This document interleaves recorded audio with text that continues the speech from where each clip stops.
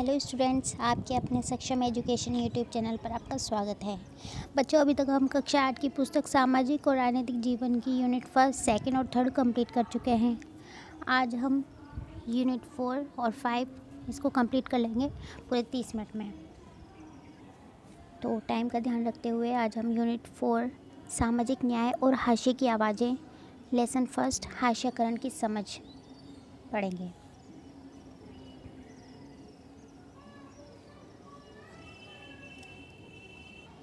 देखिए, हास्यकरण की समझ। सामाजिक रूप से हाशिए पर होने का क्या मतलब है। देखो बच्चों, हास्यकरण होता क्या है कि समाज में कुछ ऐसे समुदाय या फिर व्यक्ति होते हैं जिनको समाज से अलग कर दिया जाता है, चाहे रीति रिवाज के आधार पर, भाषा के आधार पर, पहनावे के आधार पर, रहन सहन के आधार पर या धर्म के आधार पर, किसी भी आधार पर उनको समाज से बिल्कुल अलग कर दिया जाता है। तो ऐसी जो व्यवस्था हो जाती है उसे कहते हैं हास्यकरण, और जिसके साथ ही होता है उस व्यक्ति को या उस समाज को बोलते हैं हाशिया। तो अभी आपको मोटे तौर पे तो पता चल गया होगा कि हास्यकरण होता क्या है। आगे देखिए, फलस्वरूप हाशियाई समुदाय अपने अधिकारों के लिए आवाज़ उठाने में चूक जाते हैं। उन्हें समाज के ऐसे ताकतवर और वर्चस्वशाली तबकों के मुकाबले शक्तिहीनता और पराजय का एहसास होता है, जिनके पास ज़मीन है, दौलत है, जो ज़्यादा पढ़े लिखे हैं और राजनीतिक रूप से जो ज़्यादा ताकतवर हैं, उनके नीचे वो हमेशा दबे रहते हैं। इसका मतलब ये है कि हाशियाकरण किसी एक ही दायरे में महसूस नहीं होता, आर्थिक, सामाजिक और राजनीतिक सभी दायरे समाज के कुछ तबकों को हाशियाई महसूस करने के लिए विवश कर देते हैं। मतलब आर्थिक रूप से अगर कोई कमज़ोर है, कोई गरीब है, या फिर सामाजिक रूप से किसी के रीति रिवाज हमारे मुताबिक नहीं है, जो बहुसंख्यक है उनके मुताबिक नहीं है, तो उनको समाज से अलग कर दिया जाता है। तो इस तरीके से आर्थिक, सामाजिक, धार्मिक, राजनीतिक हर तरीके से उनके साथ हाशियाकरण की पद्धति अपनाई जाती है। इस अध्याय में आप 2 ऐसे समुदायों के बारे में पढ़ेंगे जिन्हें आज भारत में सामाजिक रूप से हाशिए पर माना जाता है। तो देखिए वो कौन से समुदाय हैं जिन्हें हाशिए पर माना जाता है। आदिवासी लोग। बच्चों, आपको पता ही होगा कि आदिवासी कौन होते हैं। जो जंगलों में रहते हैं, जंगलों का रहन सहन उनका रहता है, उन्हें कहते हैं आदिवासी। तो देखिए, आदिवासी शब्द का मतलब होता है मूल निवासी। ये ऐसे समुदाय हैं जो जंगलों के साथ जीते आए हैं और आज भी उसी तरह से वो जी रहे हैं। भारत की लगभग 8% आबादी आदिवासियों की है। देश के बहुत सारे महत्वपूर्ण खनन औद्योगिक क्षेत्र आदिवासी इलाकों में हैं। जमशेदपुर, राउरकेला, बोकारो और भिलाई का नाम आपने सुना होगा। आदिवासियों की सारी आबादी एक जैसी नहीं है। भारत में 500 से ज़्यादा तरह के आदिवासी समूह हैं, जो कि छत्तीसगढ़, झारखंड, मध्य प्रदेश, उड़ीसा, गुजरात, महाराष्ट्र, आंध्र प्रदेश, राजस्थान, पश्चिम बंगाल, उत्तर पूर्व के अरुणाचल प्रदेश, असम, मणिपुर, मेघालय, मिजोरम, नागालैंड और त्रिपुरा आदि राज्यों में आदिवासियों की संख्या काफ़ी ज़्यादा है। अकेले उड़ीसा में ही 60 से ज़्यादा अलग अलग जनजातीय समूह रहते हैं।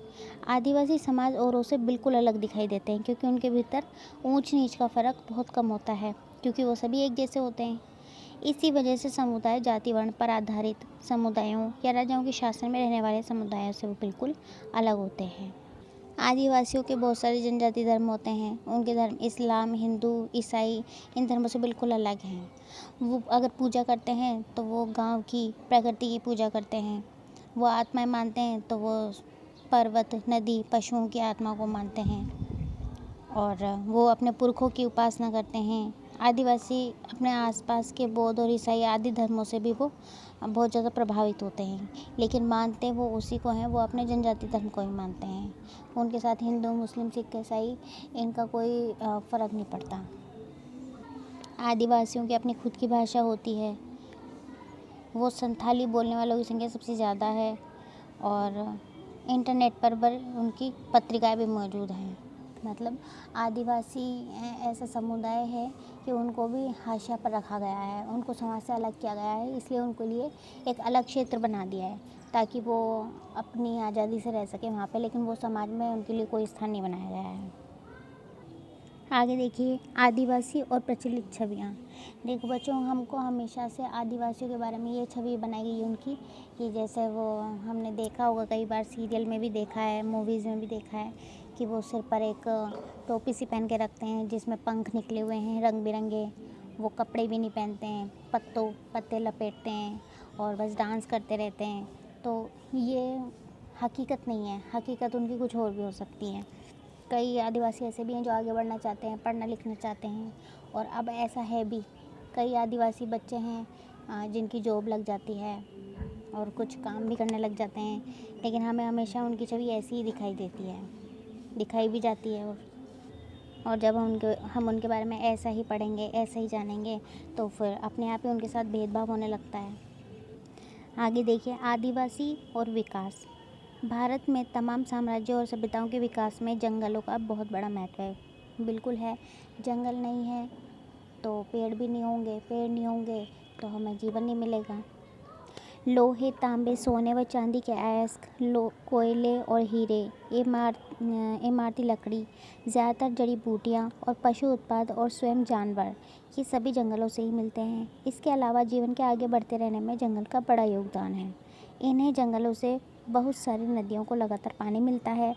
अब समझ में आ रहा है कि ये जंगल हमारी हवा और पानी की उपलब्धता और गुणवत्ता को भी गहरे तौर पर प्रभावित करते हैं। मतलब ये आदिवासी अगर हमारे समाज से अलग हैं, फिर भी ये हमारे समाज की रक्षा कर रहे हैं, हमारे लिए जीवन की रक्षा कर रहे हैं, उसमें जंगलों में रहकर जंगलों की देखभाल करके। जैसा कि आप पढ़ चुके हैं, आदिवासी जीवन के आर्थिक और सामाजिक आयाम एक दूसरे से जुड़े रहते हैं। एक दायरे में होने वाला विनाश दूसरे दायरे को प्रभावित करता है। उनके संसाधनों की होने वाली छीना झपटी और विस्थापन की ये प्रक्रिया अक्सर दर्दनाक और हिंसक होती है। तो बच्चों, हम एक समुदाय पढ़ चुके हैं जो हाशियाकरण पर है, आदिवासी। दूसरा हम पढ़ेंगे अल्पसंख्यक। देखिए, अल्पसंख्यक और हाशियाकरण। मौलिक अधिकारों के जरिए हमारा संविधान धार्मिक और भाषाई अल्पसंख्यकों को सुरक्षा प्रदान करता है। इन अल्पसंख्यक समुदायों को ये सुरक्षाएं क्यों कराई गई हैं, मुहैया क्यों कराई गई हैं? अल्पसंख्यक शब्द आमतौर पर ऐसे समुदायों के लिए इस्तेमाल होता है जो संख्या की दृष्टि से बहुत ही कम है। केवल संख्या के सवाल तक ही सीमित नहीं है, इसमें न केवल सत्ता और संसाधनों तक पहुँच जैसे मुद्दे जुड़े हुए हैं, बल्कि इसके सामाजिक और सांस्कृतिक आयाम भी होते हैं। देखिए, जैसे कि हमने पहले पढ़ा था, भारतीय संविधान इस बात को मानता है कि बहुसंख्यक समुदाय की संस्कृति, समाज और सरकार की अभिव्यक्ति को प्रभावित कर सकती है। ऐसी सूरत में छोटा आकार घाटे की बात साबित हो सकती है और संभव है कि छोटे समुदाय हाशिए पर खिसकते चले जाएं। देखिए बच्चों, हमारे समाज में हिंदू ज़्यादा हैं, तो हिंदू के अलावा जो भी दूसरे धर्म हैं, जैसे मुस्लिम है, सिख हैं, ईसाई हैं, ये भी एक तरीके से हाशिए पर हैं, किनारे पर ही किया गया है इनको भी। चाहे हमारे संविधान में ये कहा गया है कि किसी के साथ भी धर्म के आधार पर, जाति के आधार पर कोई भेदभाव नहीं होगा, लेकिन फिर भी लोग इस बात को अस्वीकार करते हैं और उनसे थोड़ा दूरी बना के रखते हैं। आगे देखिए, मुसलमान और हाशियाकरण। 2011 की जनगणना के अनुसार भारत की आबादी में मुसलमानों की संख्या 14.2% है। उन्हें हाशियाई समुदाय माना जाता है क्योंकि दूसरे समुदाय के मुकाबले उन्हें सामाजिक आर्थिक विकास के उतने लाभ नहीं मिले हैं। विभिन्न स्रोतों से ली गई निम्नलिखित तीनों सारणियों से पता चलता है कि मूलभूत सुविधाओं, साक्षरता और सरकारी नौकरियों के हिसाब से मुस्लिम समुदाय की स्थिति कैसी है। तो देखिए, इसमें बताया गया है, हिंदू समुदाय है, उनके पक्के घर 65.4 है, बिजली मिलती है 75.2 और नल का पानी मिलता है 43.7। वहीं मुस्लिमों का पक्का घर है 63.8, बिजली मिलती है 67.5 और नल का पानी मिलता है 35.8। ईसाई, उनको पक्के घर मिले हुए हैं 69.3, बिजली मिली हुई है 86.2 और नल का पानी मिला हुआ है 48.0। सिख हैं, उनको पक्के घर मिले हुए हैं 91.3, बिजली मिली हुई है 96.0 और नल का पानी मिला हुआ है 49.3। देखो बच्चों, इसमें हम देख सकते हैं कि जो मुस्लिम है उनके लिए सबसे कम सुविधाएं मिली हुई हैं। पक्के घर भी कम हैं 63.8, बिजली भी कम दी गई है 67.5 और नल का पानी भी कम दिया गया है 35.8, जो कि बहुत ही कम है। तो इसलिए माना जा सकता है कि जो मुस्लिम हैं उनको हाशिए पर रखा गया है। आगे देखिए निष्कर्ष। इस अध्याय में हमने ये समझने का प्रयास किया है कि हाशियाई समुदाय होने का क्या मतलब होता है। हमने विभिन्न हाशियाई समुदायों के अनुभव के ज़रिए इस बात को समझने का प्रयास किया। हमने कौन कौन से समुदाय पढ़े हैं? 2, एक तो आदिवासी और एक मुस्लिम। इन समुदायों के हाशिए पर रह जाने के अलग अलग कारण हैं। प्रत्येक समुदाय इनको अलग अलग तरह से महसूस भी करता है।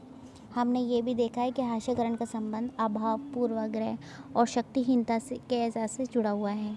हमारे देश में कई और भी हाशियाई समुदाय हैं। दलित भी इसी तरह का एक समुदाय है। इस समुदाय के बारे में हम आगे पढ़ेंगे। हाशियाकरण से कमज़ोर सामाजिक हैसियत ही पैदा नहीं होती, बल्कि शिक्षा और अन्य संसाधन तक पहुंच भी बराबर उनको नहीं मिल पाती। इसके बावजूद हाशियाई समुदायों का जीवन भी बदला जा सकता है और बदलता भी है। कोई भी हमेशा एक ही तरह से हाशिए पर नहीं रहता। अगर हम हाशियाकरण के उन उदाहरणों पर ध्यान देंगे तो पाएंगे कि इन दोनों समुदाय के पास भी संघर्ष और प्रतिशोध का एक लंबा इतिहास रहा है। हाशियाई समुदाय अपनी सांस्कृतिक विशेषता बनाए रखना चाहते हैं और साथ ही अधिकारों, विकास और अन्य अवसरों में बराबर का हिस्सा चाहते हैं। आगे हम पढ़ेंगे कि विभिन्न समूहों ने इस हाशियाकरण का सामना कैसे किया। आगे हम पढ़ेंगे कि हाशियाकरण से कैसे निपटारा किया जाए। तो ये लेसन आज कंप्लीट हो चुका है। अभी हम पढ़ेंगे लेसन 2। बच्चों, आगे हम पढ़ेंगे यूनिट 4 का लेसन 2, हाशियाकरण से निपटना। देखो, पहले हमने पढ़ लिया कि हाशियाकरण क्या होता है और ये किस किस के साथ होता है, कौन कौन से समुदाय ऐसे हैं जिनके साथ ये होता है। अभी हम देखेंगे कि हाशियाकरण से हम निपट कैसे सकते हैं। देखो, आज़ादी के बाद इस तरह के संघर्ष और दलील जारी रही हैं, हालांकि उनका स्वरूप बदल गया है। आज हमारे देश के आदिवासी, दलित, मुसलमान, औरतें और भी जो हाशियाई समूह हैं, ये दलील दे रहे हैं कि लोकतांत्रिक देश का नागरिक होने के नाते उन्हें भी बराबर का हिस्सा मिलना चाहिए, बराबर का अधिकार मिलना चाहिए, उनके अधिकारों की भी रक्षा होनी चाहिए। उनमें से बहुत सारे लोगों ने अपनी चिंताओं को दूर करने के लिए संविधान का सहारा भी लिया, क्योंकि हमारे संविधान में क्या कहा गया है, आपको पता ही है कि किसी के साथ भी धर्म के आधार पर, रीति रिवाजों के आधार पर, लिंग के आधार पर, नस्ल के आधार पर किसी के साथ कोई भेदभाव नहीं होगा।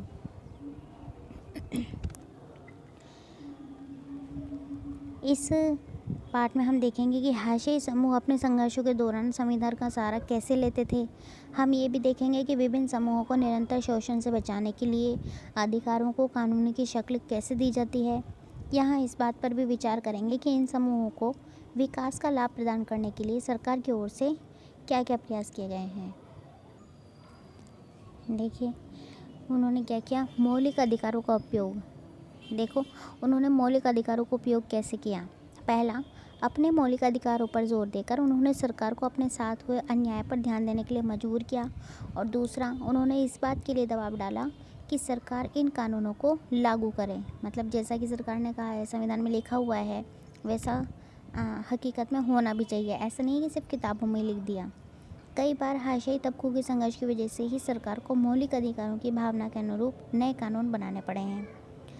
संविधान के अनुच्छेद 17 में कहा गया है कि अस्पृश्यता और छुआछूत का उन्मूलन किया जाए, कि कोई भी जो दलित है उसको पढ़ने का पूरा मौका मिलना चाहिए, मंदिर जाने का मौका मिलना चाहिए, सार्वजनिक सुविधाओं का इस्तेमाल करने से उनको रोका नहीं जा सकता। और अनुच्छेद 15 में कहा गया है कि भारत के किसी भी नागरिक के साथ धर्म, नस्ल, जाति, लिंग या जन्म स्थान के आधार पर भेदभाव नहीं किया जाएगा।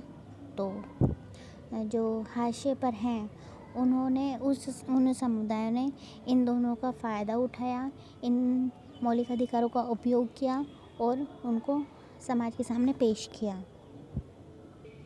और जब जब उनको लगता, जो हाशियाकरण की पद्धति से गुजर रहे हैं, जब जब उनको लगता कि उनके साथ सही बर्ताव नहीं हो रहा है, तो वो मौलिक अधिकारों का सहारा लेते थे। उन्होंने बार बार भारत सरकार का ध्यान संविधान की ओर आकर्षित कराया भी है और इस बात पर जोर दिया है कि सरकार संविधान का पालन करे और उनको न्याय प्रदान करे। आगे देखिए, हाशियाई तबकों के लिए कानून। उनके लिए कानून क्या बनाए गए हैं। सरकार अपने नागरिकों की रक्षा के लिए कानून बनाती है, लेकिन सरकार केवल इसी तरह कार्रवाई नहीं करती। हमारे देश में हाशियाई तबकों के लिए खास कानून और नीतियाँ बनाई गई हैं। बहुत सी नीतियाँ या योजनाएं किसी समिति की सिफारिशों या सर्वेक्षण आदि के नतीजों पर आधारित होती हैं। सरकार इस तरह की नीतियों को प्रोत्साहन देती है ताकि खास तबकों को सही अवसर उपलब्ध कराए जाएं। मतलब हाशियाई जो तबके हैं, जो हाशिए पर हैं, उनके लिए सरकार ने कुछ नीति और योजनाएं भी बनाई हैं। या आपको भी पता होगा कई योजनाएं हैं जो इनके लिए बनाई गई हैं, आदिवासियों के लिए भी बनाई गई हैं, अल्पसंख्यकों के लिए भी बनाई गई हैं। तो उससे वो उनको हाशिए से हमारे समाज में लाने की कोशिश कर रहे हैं।